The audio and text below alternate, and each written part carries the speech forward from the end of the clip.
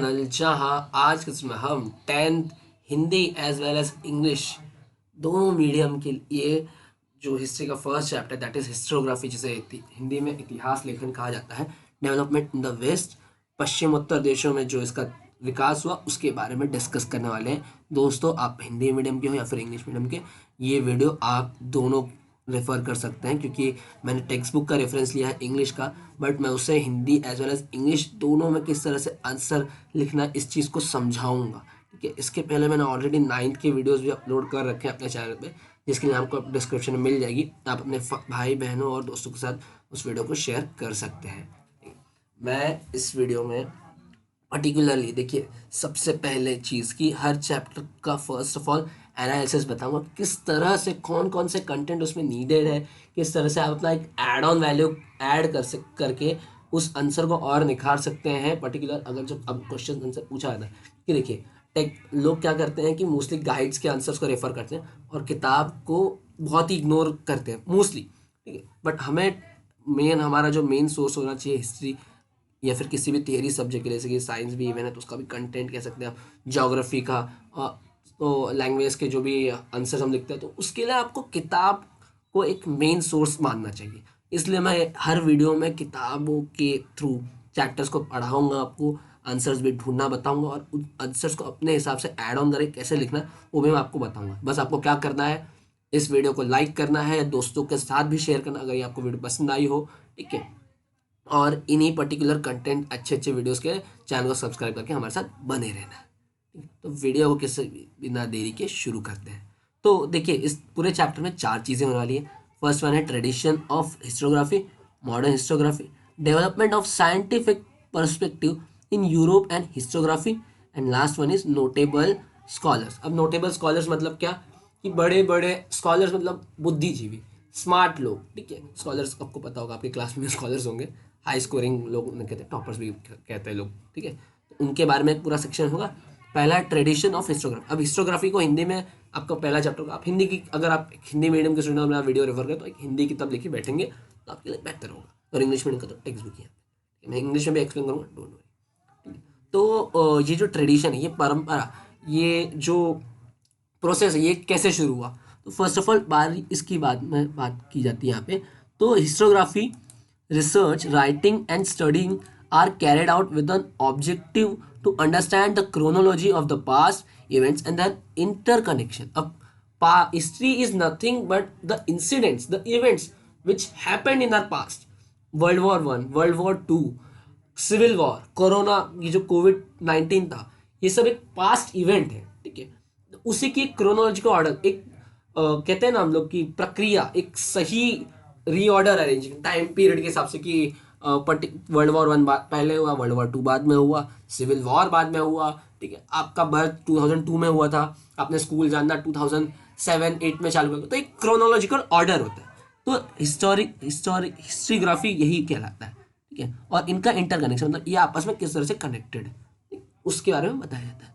तो this is a continuous process. Obviously history, हमारे जो पास्ट इवेंट्स है, सब कुछ जो जैसा वक्त हमेशा कभी रुकता नहीं, चलता रहता है, चलता रहता है। आपकी लाइफ में मुश्किलें आती रहती हैं, अच्छी चीज़ें आती रहती हैं, प्रोसेस होते रहते हैं, बहुत सारे इवेंट्स आते रहते हैं। ठीक है, तो जो भी चीज़ें आती है, इवेंट्स आती हैं, उन्हीं सबको हिस्ट्री कहा जाता है। In the physical and natural science, the empirical method is used to verify available knowledge. मतलब जो हमारे एंशिएंट हिस्ट्री की कुछ इवेंट्स, इंसिडेंट्स हुए थे, जैसे कि हम लोगों ने स्टोनेज की बहुत सारे हथियार निकाले, इवन हमारे माइथोलॉजी की बहुत सारी इंसिडेंट्स, इवेंट्स के भी प्रूफ्स निकाले जाते हैं। जो पुरातत्व मतलब जो खोद करता होते हैं, शोधकर्ता, जो इन सभी चीज़ों में रिसर्च करते हैं। ठीक है, जो आर्कियोलॉजिस्ट होते हैं वो इन सभी चीज़ों पर रिसर्च करते हैं, साइंस के थ्रू प्रूफ निकालते हैं कि ये इवेंट पर्टिकुलर कितने सालों पहले हुआ था, वो सब यहाँ पे बताया जा रहा है। और हमारे पास जितना अवेलेबल नॉलेज है, हम उसके बेसिस पे इन सभी चीज़ों को एक अंदाज़ा लगाते हैं। ठीक है, in historical research it may not be possible to use the method of laboratory experiments and observation. This is so because we were not present in the historical time and space, and the historical event cannot be recreated. मतलब particular ज्वालामुखी का फटना, dinosaur का खत्म होना, ये सब जो हमारे history के इवेंट्स हैं, बंदर का आदमी बनना, ये सारे इंसिडेंट्स बहुत पास्ट में हुए थे दोस्तों, अरबों खरबों साल पहले हुए होंगे, हम ना उस टाइम प्रेजेंट थे, ना उन इंसिडेंट्स को हम वापस रिक्रिएट कर सकते हैं। इसलिए लोग मानते हैं कि जब हम लोग बंदर से इंसान बने, इसके एक्चुअली थोड़े बहुत प्रूफ्स भी निकले, तो वो जो हमारे पास हमारे पीछे पूछते वो छोटे होते गए, छोटे होते गए, छोटे होते गए, साइंस की चीज़ें। तो ये वैसे परसेप्शन होता है, एक चीज़ें यहाँ पे अज्यूम की जाती है कि जनरल परसेप्शन है, ऐसा ऐसी सब चीज़ें सो एंड सो चीज़ें हुई होंगी, ठीक है। तो यहाँ पे उन सब के बारे में बताएंगे, और कुछ खास नहीं बताएंगे। ये डायरेक्ट आया था राइटिंग ऑफ हिस्टोरिकल नरेटिव्स। ये जो हिस्टोरिकल नरेटिव्स, हिस्टोरिकल इंसिडेंट्स होते हैं, उन्हें किस तरह से यूज़ किया जाता है, जो रिसर्च मेथड्स यूज़ किया जाता है। Examine relative reference of the available historical information. मैंने जैसे कि आपको कहा कि हमारे पास जितना अवेलेबल डेटा है, पर्टिकुलर जो लोगों ने खोजा, जो लोगों ने सुना है, जो लोगों ने ऑब्जर्व किया है, उस चीज़ को और बढ़ाया था, उससे जुड़ी हुई रेफरेंसेस चीज़ों को कलेक्ट करके, ठीक है। Critical examination of various sources of history.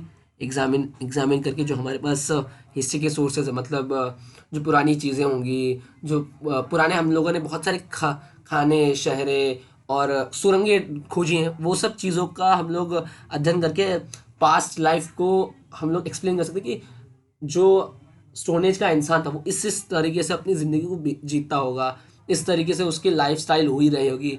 तो उन सभी चीज़ों का एग्जामिनेशन, उन सब चीज़ों को ऑब्जर्व करके ऐसा सब कुछ बनाया जाता है।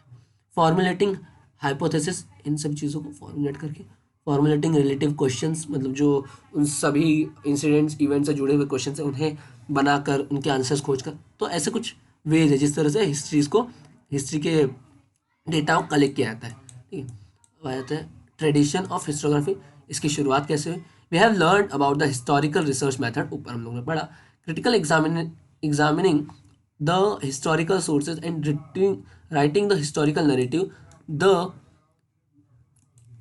Writing of critical historiography narrative is historiography. मतलब हमारी हिस्ट्री के इवेंट्स को लिखना, उन्हें नरेट कराना, समझाना, बताना, इसी को कहते हैं हिस्टोग्राफी। ये आपको क्वेश्चन ऑब्जेक्ट के लिए पूछा सकता है, शायद एक्सप्लेन द कॉन्सेप्ट के लिए पूछा सकता है। तो क्या है कि जो हिस्ट्री है उसके नरेशन को लिखना ही हिस्टोग्राफी कहलाता है, ठीक है। तो अभी ये यहाँ पे तो कुछ खास बताया नहीं है, तो इसे थोड़ा हम लोग स्किप कर सकते हैं। मॉडर्न हिस्टोग्राफी, आधुनिक काल में हिस्टोग्राफी को हिस्ट्री की चीज़ों को किस तरह से ऑब्जर्व किया जाता है। मैंने आपको कहा कि जो रिसर्चर्स होती हैं, जो आर्कियोलॉजिस्ट होते हैं, जो खुदाई विदाई करते हैं, साइंस की नई नई इक्विपमेंट्स का यूज़ करके हिस्ट्री की इवेंट्स को, इंसिडेंट्स को समझने की कोशिश करते हैं, तो वही यहाँ पे मॉडर्नाइजेशन के बारे में बताया गया। और उसके बारे में बताया गया 4 कैरेक्टरिस्टिक्स, इसकी खासियतें क्या क्या होती हैं, ठीक है। It's method is based on scientific principles. मतलब साइंस का यहाँ पे यूज़ आता है, जहाँ पे मॉडर्निटी, आधुनिकता आई है, वहाँ पे साइंस का यूज़ होगा ही होगा, ठीक है। फॉर रिलेटिव क्वेश्चंस, मतलब जो पर्टिकुलर इवेंट इंसिडेंट से जुड़ी हुई चीज़ें हैं, क्वेश्चन है, उनके आंसर्स को फाइंड आउट करने के लिए मॉडर्न हिस्टोग्राफी बहुत हेल्पफुल है। This questions are anthropologic, it means that this questions are about the deeds of the members of ancient human societies. मतलब जो एंशिएंट पुराने लोग थे, उनकी ज़िंदगी से जुड़े हुए सवालों के जवाब खोजने में मदद करती है। Answer to this questions are supported by reliable evidence. मतलब एक पुख्ता सबूत है, हवा में बातें नहीं होती यहाँ पे। मतलब पर्टिकुलर इवेंट हुआ होगा, पर्टिकुलर चीज़ हुई थी, इन सभी चीज़ों को एक जो ठोस सबूत मिलना चाहिए कि इस बेसिस पर मैं, इस बात पे मैं, इस चीज़ के इस नोट के हिसाब से कहना चाहूँगा कि ऐसे ऐसे चीज़ें हुई थी, हमारे पूर्वज बंदर थे, वर्ल्ड वॉर 1 में इतने लोगों का नुकसान हुआ था, इतनी जानें गई थी, ये जो सबूत चीज़ें होंगी वो सब। History present a graph of Mankind journey. मतलब हमारी सफ़र, हमारे जो इंसिडेंट्स हुई थी लाइफ में, शिवाजी का युद्ध, उनका पैदा होना, उनकी मृत्यु, ये सब उनकी लाइफ के इवेंट्स थे, उनकी जर्नी थी, वो सब चीज़ें होती हैं। ये सब एक हिस्ट्री का पार्ट है, और कुछ यहाँ पे तो बसाया नहीं गया, ठीक है। थर्ड पार्ट है, थर्ड एंड फोर्थ पार्ट, जो कि ये देखिए फर्स्ट 2 पार्ट जो थे मॉडर्न हिस्टोग्राफी और ट्रेडिशन ऑफ हिस्टोग्राफी, ये कुछ इतने काम के नहीं थे, तो इन्हें आप इग्नोर करेंगे अगर इस चैप्टर को पढ़ते वक्त, तो भी उतना कोई फ़र्क नहीं पड़ेगा। आपके मेन क्वेश्चंस इसमें से बस यही एक आ सकता है आपको कि व्हाट इज़ हिस्टोग्राफी, उसके बारे में थोड़ा बताना पड़ेगा। अभी आपके जो 2 मेन क्वेश्चन आने वाले वो इन 2 सेक्शंस आएंगे।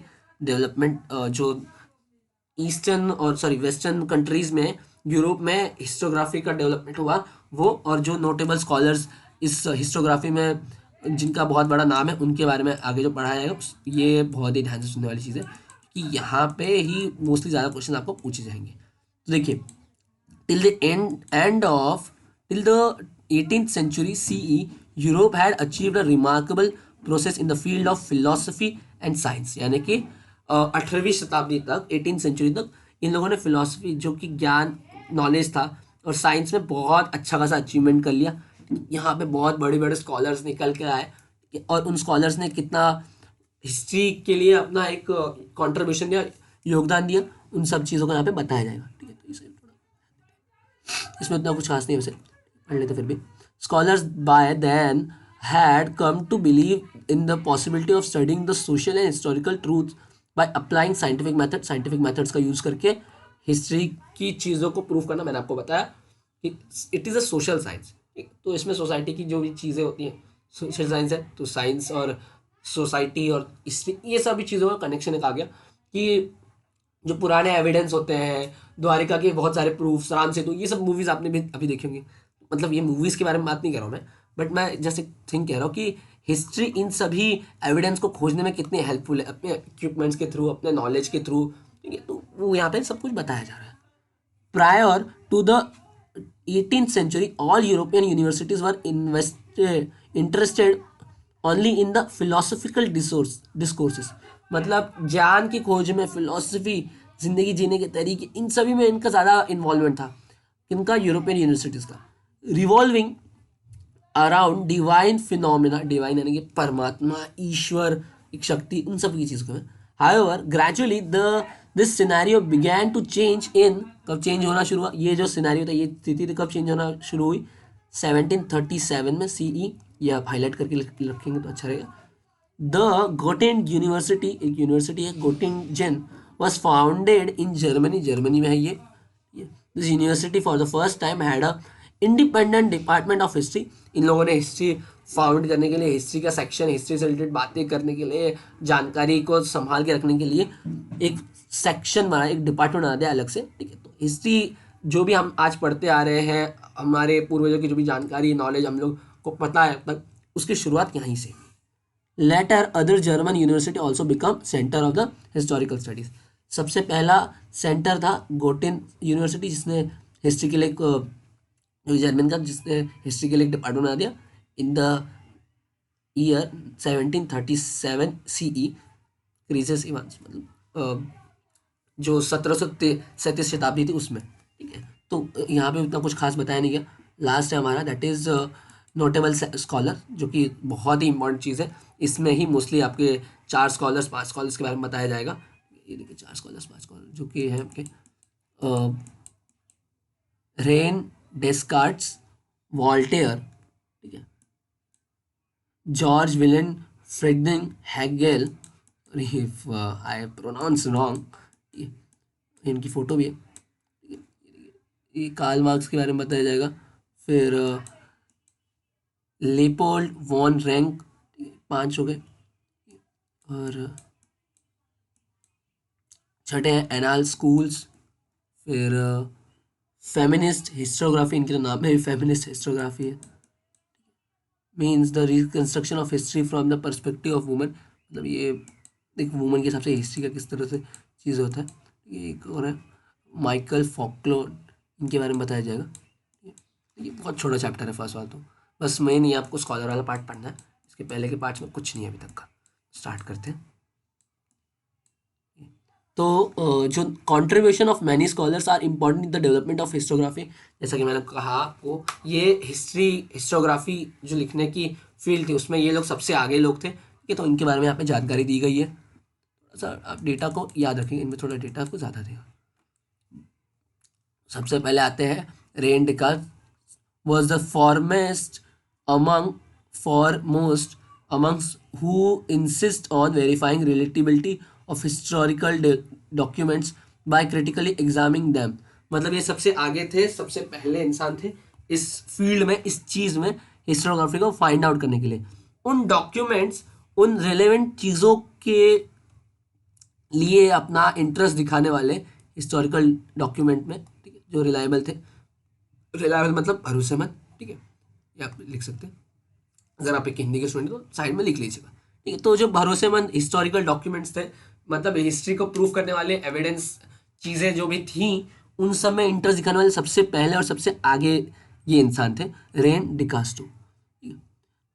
Among the rules given by him in his book, उनकी एक बुक आई थी जिसमें उन्होंने ये सब कुछ चीज़ों को बताया, डिस्कोर्स ऑन द मेथड, ये उनकी बुक है, या ऑब्जेक्टिव या फिर आपको एक्सप्लेनेशन के लिए आप लिख सकते हैं, याद रखिएगा।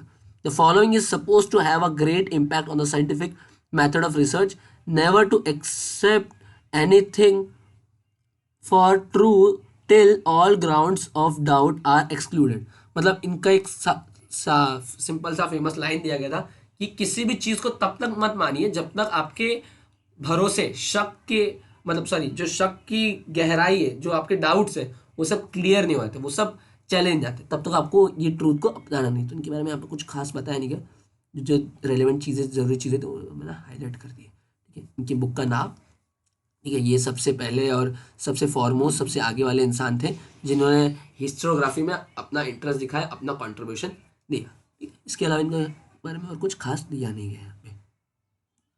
इसके बाद आया है Voltaire 1964 to 1778। Voltaire's original name was Francisco Marie Arouet, इनका असली नाम यहाँ पे लिखा है, ये फ्रेंच के थे, he was French. He opined that along with objective truth and chronology of historical event considering social tradition, trade, economy, agriculture, etc. was also equally important in historiography. मतलब हिस्ट्री के इवेंट्स को एक chronological एक proper order में लगा के रखना, ठीक है, उसकी सच्चाई को प्रूफ करना। इसके अलावा भी सच्चाई को कौन प्रूफ करना चाहते थे? रेन, जो ऊपर वाले सर जी थे जिन्होंने सबसे पहला ये इनिशिएटिव लिया। उसके अलावा भी जो हम लोग इस 10th हिस्ट्री में पढ़ने वाले और एक्चुअली में 9th हिस्ट्री में पढ़ा हम लोगों ने बहुत कुछ, ये हमारे सोशल ट्रेडिशन, जो बिजनेसेस थे हमारी इकोनॉमी, हमारी एग्रीकल्चर, ये जो अलग और अदर सोसाइटी से रेलेवेंट चीज़ें कह सकते हैं आप, जो कि एक्चुअल में सोसाइटी का पार्ट है और हिस्ट्री में भी इसका एक प्रोग्रेस। देखिए हिस्ट्री इज अबाउट जो इवेंट्स हुए पर्टिकुलर फील्ड में, हमने हमारे देश ने जो बिजनेसेस में ग्रो किए, जो कि आपने 9th में पढ़ा और मैंने वीडियो भी बना रखी है उसके, कि तो वो किस तरह से हमने कैरी ऑन किया उसके बारे में बताना एक हिस्ट्री का पार्ट है। ठीक है, जो एग्रीकल्चर में हमने डेवलपमेंट किया पर्टिकुलर ईयर्स में, हम लोगों ने जो आत्मनिर्भरता दिखाई, वो सब भी पढ़ना हिस्ट्री में आना चाहिए, इक्वली इंपॉर्टेंस रखता है, ये ऐसा इनका कहना था। It gave rise to the thought that understanding all aspects of human life, ये सारी चीज़ें इंसानी ज़िंदगी की और भी ज़रूरी चीज़ें हैं, ठीक है, तो इन सभी चीज़ों को समझना भी इक्वली इंपॉर्टेंस रखता है। इस बात को यहाँ पे इन्होंने प्रूफ किया। अभी हम लोग बाकी सबका नेक्स्ट वीडियो में पढ़ेंगे दोस्तों। होप सो कि आपको अभी तक की सारी चीज़ें समझ आई होंगी। अगर हाँ तो इस वीडियो को लाइक कर दीजिएगा, कमेंट कीजिए और शेयर ज़रूर कीजिए। मिलूंगा आपसे फ्रेंड्स, तब तक के लिए बाय बाय।